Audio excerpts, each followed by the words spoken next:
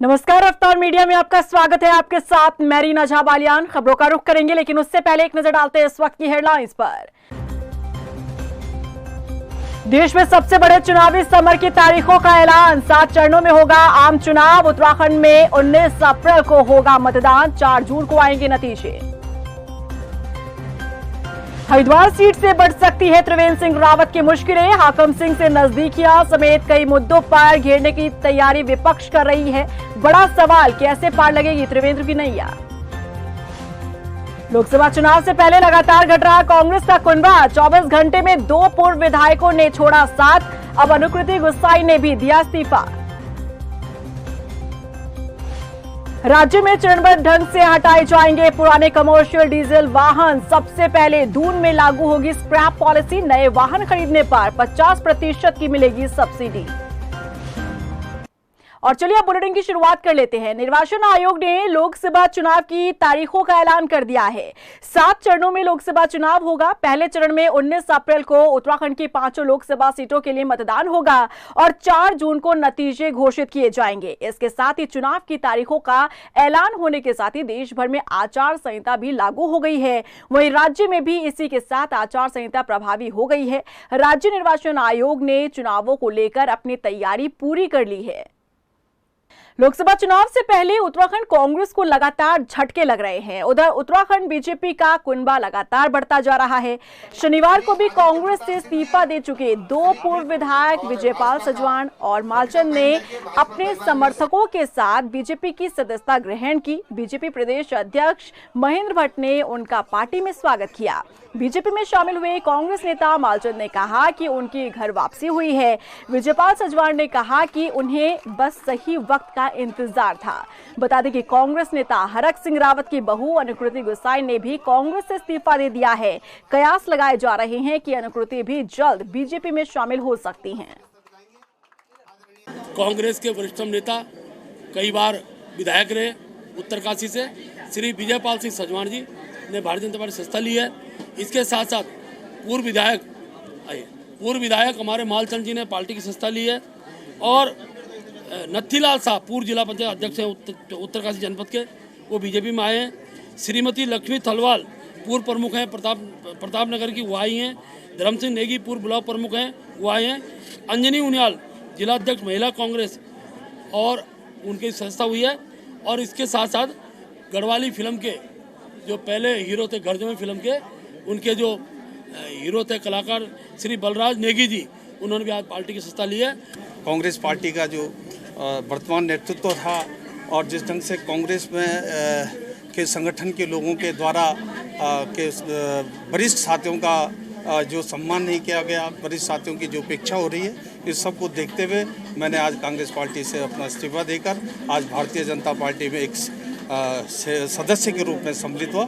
और निश्चित तौर पर मेरी कोई आकांक्षाएं नहीं है। जो भी पार्टी के निर्देश मुझे होंगे, मैं भारतीय जनता पार्टी के लिए एक सेवक के सच्चे सिपाही के रूप में, जिस ढंग से मैंने कांग्रेस में 35 वर्षों तक वहां पर सेवा की है, अब इस वक्त में भारतीय जनता पार्टी के परिवार के रूप में मैं सेवा करूँगा। मैंने आज अपने घर वापसी आने के बाद पूरे प्रदेश और देश के नेतृत्व से माफ़ी मांगी है कि मुझसे गलती हुई है। बड़ा परिवार है, गलतियां हो जाती हैं।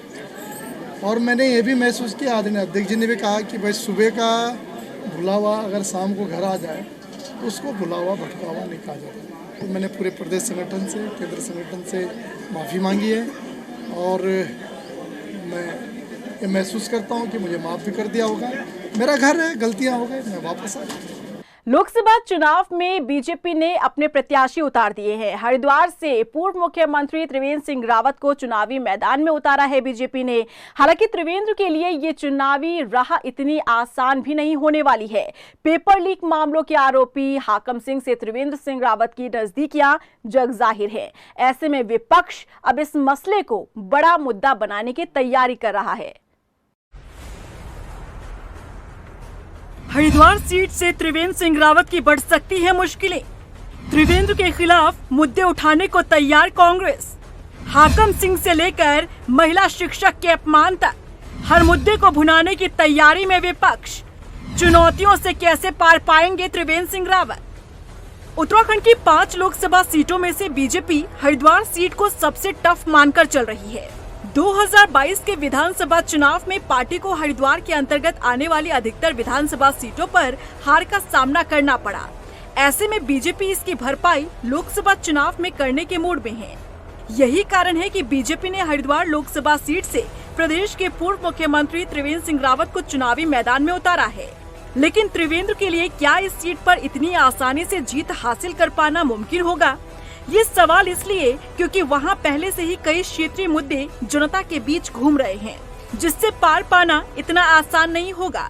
तो वहीं दूसरी तरफ त्रिवेंद्र कार्यकाल के कई मुद्दे कांग्रेस के हाथ में हैं, जिसे इस लोकसभा चुनाव में वो भुनाने की कोशिश करती नजर आएगी।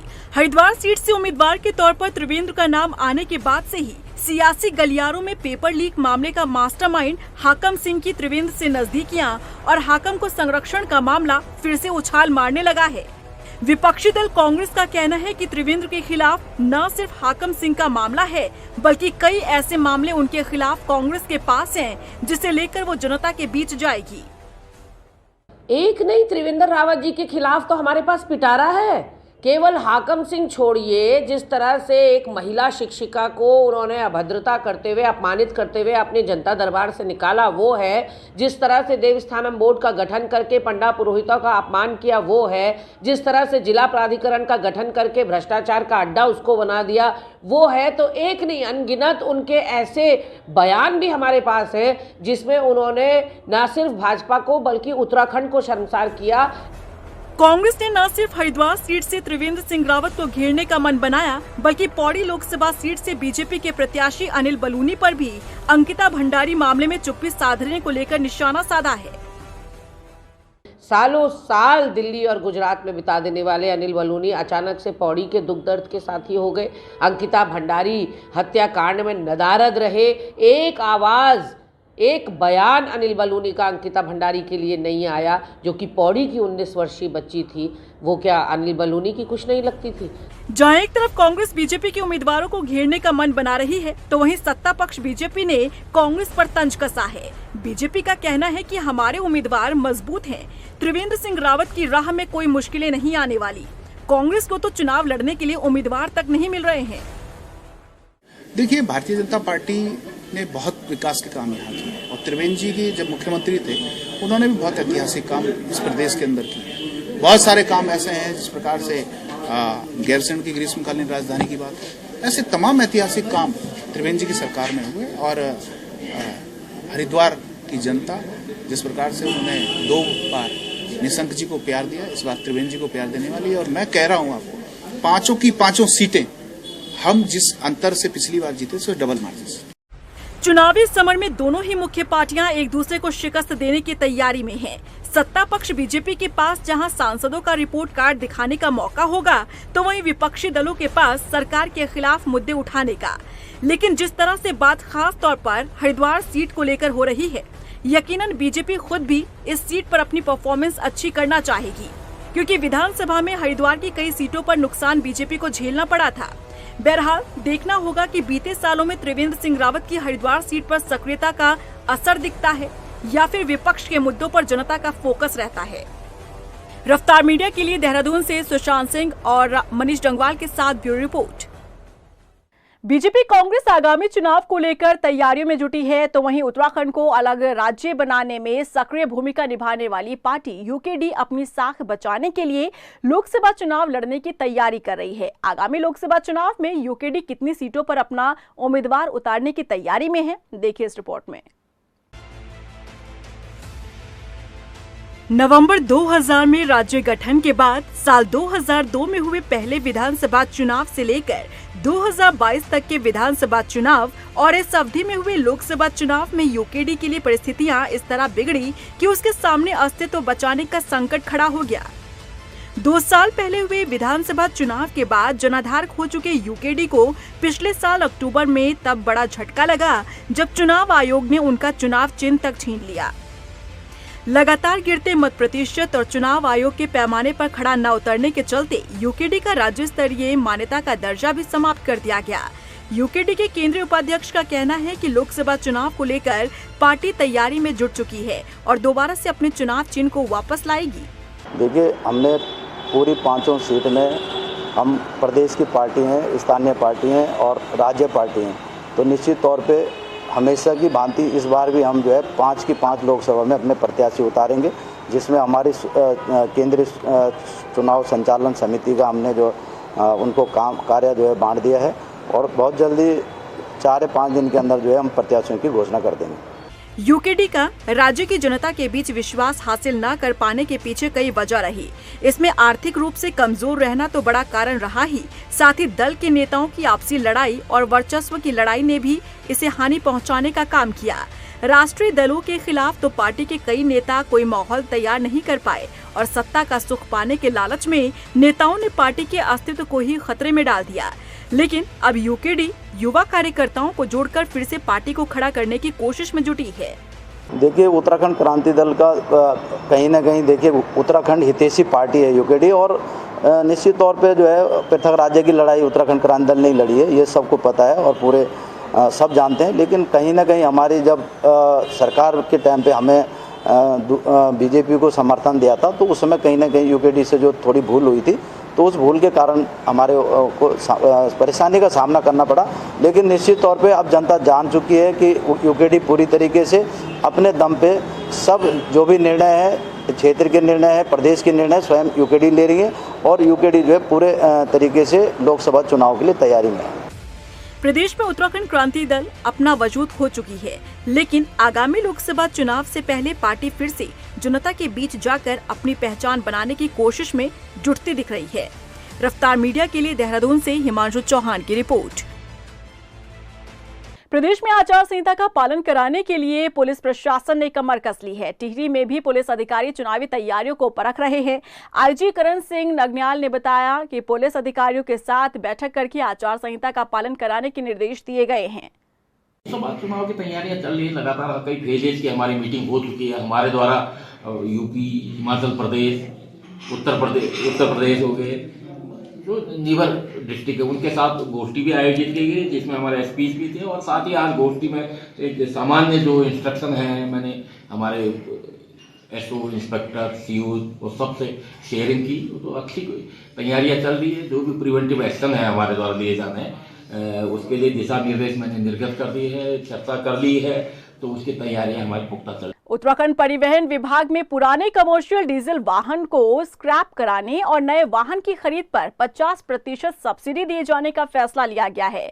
आरटीओ सुनील शर्मा ने बताया कि शहर को प्रदूषण मुक्त बनाने की दिशा में केंद्र और राज्य सरकार ने ये फैसला लिया है। उन्होंने बताया कि इस पॉलिसी का मकसद लोगों को आरामदायक सफर के साथ ही बेहतर पब्लिक ट्रांसपोर्ट सेवा उपलब्ध कराना है। उन्होंने कहा कि अधिकतम सब्सिडी 15 लाख रुपए तय की गई है।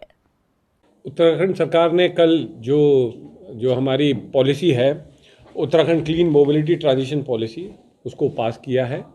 और इस पॉलिसी का मुख्य उद्देश्य है, पहला, शहरों में, शहरी क्षेत्रों में अच्छी पब्लिक ट्रांसपोर्ट सेवा उपलब्ध कराना आम पब्लिक के लिए। साथ में ऐसे वाहन जिनसे कि पॉल्यूशन हो रहा है, जो कि डीजल संचालित हैं, जैसे बस और विक्रम, इनको एक तय समय सीमा के अंतर्गत हटाना और इनके स्थान पर ऐसे वाहनों को लेकर आना जो सीएनजी बेस्ड हो या नॉन कन्वेंशनल एनर्जी को यूज़ करते हों, उनको प्रमोट करना। इसके अंतर्गत एक मुश्त जो सब्सिडी है वो ऐसे वाहन स्वामियों को दी जा रही है जो अपने वाहनों को कन्वर्ट कराना चाहते हैं। अल्मोड़ा में महिला कल्याण संस्था ने 2 दिवसीय होली प्रतियोगिता का आयोजन किया। बता दें कि इस प्रतियोगिता में कई स्कूलों की 16 टीमों ने हिस्सा लिया, जिसमें छात्रा कुमाऊं की प्रसिद्ध खड़ी और बैठकी होली खेलने के साथ ही नशा, घरेलू हिंसा जैसे अपराधों पर लोगों को जागरूक कर रहे हैं। हम विगत कई वर्षों से महिला होलिकोत्सव का आयोजन करते आ रहे हैं। उसी के उसमें आज इस बार हमने ये महिला होलिकोत्सव का आयोजन किया है। आज हमारे अल्मोड़ा की जितनी मोहल्ले की टीमें हैं उनकी प्रतियोगिता है, जिसमें कि जो प्रथम, द्वितीय, तृतीय टीम आएंगी वो कल हल्द्वानी, नैनीताल, भंवाली, बागेश्वर, ताकुला आदि से जो टीमें आएंगी उनके साथ प्रतिभाग करेंगी। उधर भगवानपुर पुलिस ने खोबनपुर गांव में हुई नाबालिग की हत्या का खुलासा किया है। पुलिस के मुताबिक आरोपी ने बताया कि नाबालिग ने उसकी प्रेमिका को खेत में आपत्तिजनक हालत में देख लिया था और बात न फैलने इसके डर के चलते उसने बच्चे को मौत के घाट उतार दिया। पूरे प्रकरण में क्योंकि ये शादी का मौका था जिससे बच्चा गायब हुआ था, उस दिन शादी का टाइम था और काफ़ी सारी भीड़ उस समय वहाँ इकट्ठा थी, तो उस परिस्थिति में इस बच्चे का वहाँ से गायब होना और गन्ने के खेत में इसकी बॉडी 5 दिन बाद मिलना काफ़ी सेंसेशनल एक क्राइम भी था। पुलिस ने अलग अलग एंगलों पर इस पर वर्क किया, कई सारे CCTV फुटेज इसमें हम लोगों ने खंगाले थे और अल्टीमेटली आज 15 तारीख को एक व्यक्ति जिसका नाम अजय शर्मा है, जो उसी गांव का रहने वाला है और वहाँ किराए के मकान में रहता था और वैसे मूल का रहने वाला ये यूपी से आया था, यहाँ से बिजनौर साइड से, और ये अपने ही रिश्तेदारी में किराए में रहता था और इसके द्वारा ये घटना की गई थी।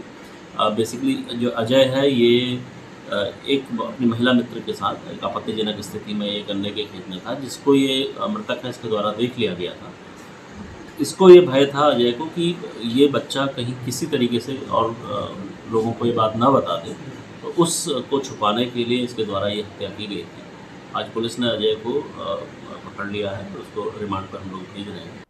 उत्तराखंड में बीजेपी ने 2 सीटों पर एक्सपेरिमेंट करते हुए नए चेहरों को चुनावी मैदान में उतारा है। पौड़ी और हरिद्वार से पूर्व मुख्यमंत्री का टिकट काटते हुए अनिल बलूनी और त्रिवेंद्र सिंह रावत को टिकट दिया गया है। लेकिन क्या इन दोनों नए चेहरों के लिए लोकसभा तक पहुंचना इतना आसान होगा? आखिर किन चुनौतियों का सामना बलूनी और त्रिवेंद्र सिंह रावत को करना पड़ सकता है, देखिए इस रिपोर्ट में। 2 सीट पर बीजेपी ने पुराने चेहरों को हटाया, पौड़ी हरिद्वार सीट पर नए चेहरों को बुलाया। बलूनी त्रिवेंद्र की आसान नहीं डगर, क्या बीजेपी की इस बार चलेगी लहर? उत्तराखंड बीजेपी ने इस बार लोकसभा चुनाव में जहां 3 सीटों पर कैंडिडेट्स रिपीट किए हैं, तो वहीं 2 सीटों पर नए चेहरों को मौका दिया है। पौड़ी हरिद्वार सीट से पूर्व सीएम तीरथ सिंह रावत और निशंक का टिकट काटकर अनिल बलूनी और त्रिवेंद्र सिंह रावत को चुनावी मैदान में पार्टी ने उतारा है। लेकिन सवाल है कि क्या दोनों नए कैंडिडेट्स के लिए ये डगर इतना आसान रहने वाला है? क्योंकि लोकसभा तक पहुंचने के लिए इस राह में दोनों ही उम्मीदवारों के सामने कई चुनौतियां रहने वाली है। पहले बात पौड़ी लोकसभा सीट की करें तो इस लोकसभा सीट से पूर्व मुख्यमंत्री तीरथ सिंह रावत सांसद हैं, लेकिन बीजेपी ने तीरथ का टिकट काटा और अनिल बलूनी को प्रत्याशी बनाया। ये सीट सैनिक बाहुल्य सीट है। ठाकुर और ब्राह्मण जातीय समीकरण भी इस सीट पर खूब चलता है। बलूनी के सामने सबसे बड़ी चुनौती कांग्रेस कैंडिडेट गणेश गोदियाल है। कांग्रेस उम्मीदवार गणेश गोदियाल दमदार हैं। गणेश गोदियाल पौड़ी गढ़वाल से लेकर चमोली रुद्रप्रयाग में अच्छा होल्ड रखते हैं। वो पहले मंदिर समिति के अध्यक्ष भी रहे हैं। केदारनाथ और बद्रीनाथ के क्षेत्र में भी उनका अच्छा दबदबा है। इसके साथ ही पौड़ी लोकसभा सीट पर हावी मुद्दे भी अनिल बलूनी की परेशानी बढ़ाने वाले हैं।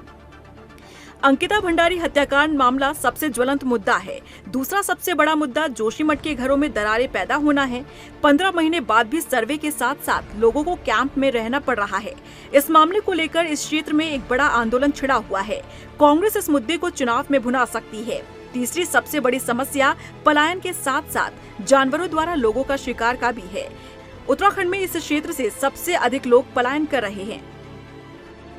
पौड़ी लोकसभा सीट पर ये तमाम मुद्दे हैं जिसके सहारे विपक्षी पार्टियां बीजेपी के खिलाफ जनता के बीच जा सकती है और इस तरह से नए उम्मीदवार के तौर पर चुनावी मैदान में उतरे अनिल बलूनी की राह में रोड़ा अटकाने का काम विपक्ष कर सकता है। वहीं बात हरिद्वार लोकसभा सीट की करें तो बीजेपी ने पूर्व सीएम निशंक का टिकट काटकर त्रिवेंद्र सिंह रावत पर किस्मत आजमाया है, लेकिन इनके सामने भी चुनौतियां कम नहीं रहने वाली। त्रिवेंद्र सिंह रावत 3 साल बाद सक्रिय राजनीति में दोबारा से वापस आए हैं। मुख्यमंत्री पद से अचानक हटाए जाने के बाद से ही वो अलग थलग पड़े थे। हरिद्वार सीट पर सबसे प्रमुख मुद्दा गन्ना किसानों के भुगतान का है। हरिद्वार लोकसभा सीट पर तराई के इलाकों में किसानों का अच्छा खासा दबदबा है। किसान लगातार सरकार से गन्ना भुगतान की मांग कर रहे हैं। कांग्रेस किसानों के मुद्दे को लगातार उठाती रही है। इसके लिए पूर्व मुख्यमंत्री हरीश रावत भी लगातार मौन व्रत और किसानों के बीच जाकर उनकी आवाज उठाते रहे हैं। तराई के इलाके में बाढ़ भी एक बड़ा मुद्दा रहा है। बीते मानसून में लक्सर, मंगलौर, खानपुर और निचले इलाकों में बाढ़ आई, जिसमें कई गांव के गांव डूब गए।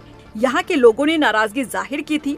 लोगों की नाराजगी जनप्रतिनिधियों को लेकर है, लेकिन खामियाजा इस लोकसभा चुनाव में त्रिवेंद्र सिंह रावत को उठाना पड़ सकता है।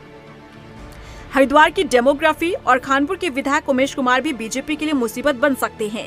हरिद्वार भले ही धर्मनगरी और हिंदुओं की सबसे बड़ी सीट हो, लेकिन यहाँ पर मुस्लिम आबादी 35% है। 11 विधानसभाएं हरिद्वार लोकसभा सीट में आती है, जिसमें हरिद्वार शहर, रानीपुर, ज्वालापुर, भगवानपुर, झबरेड़ा, पिरान कलियर, रुड़की, खानपुर, मंगलौर और लक्सर में अच्छी खासी मुस्लिम वोटर की संख्या है।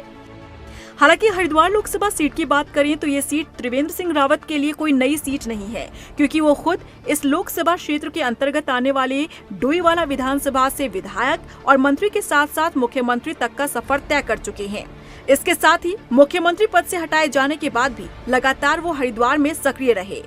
ऐसे में काफी हद तक चुनौती से पार पाने का रास्ता त्रिवेंद्र सिंह रावत आसान कर चुके हैं, लेकिन बाकी मुद्दों पर विपक्ष बीजेपी के खिलाफ जनता के बीच जाकर पार्टी को नुकसान पहुंचा सकता है। ऐसे में माना जा रहा है कि बीजेपी का ये प्रयोग कहीं पार्टी पर भारी तो नहीं पड़ जाएगा। रफ्तार मीडिया के लिए देहरादून से ब्यूरो रिपोर्ट। और इसी के साथ फिलहाल इस बुलेटिन में बस इतना ही, लेकिन चलते चलते एक नजर डालते हैं सुर्खियों पर। देश में सबसे बड़े चुनावी समर की तारीखों का ऐलान। 7 चरणों में होगा आम चुनाव। उत्तराखंड में 19 अप्रैल को होगा मतदान, 4 जून को आएंगे नतीजे।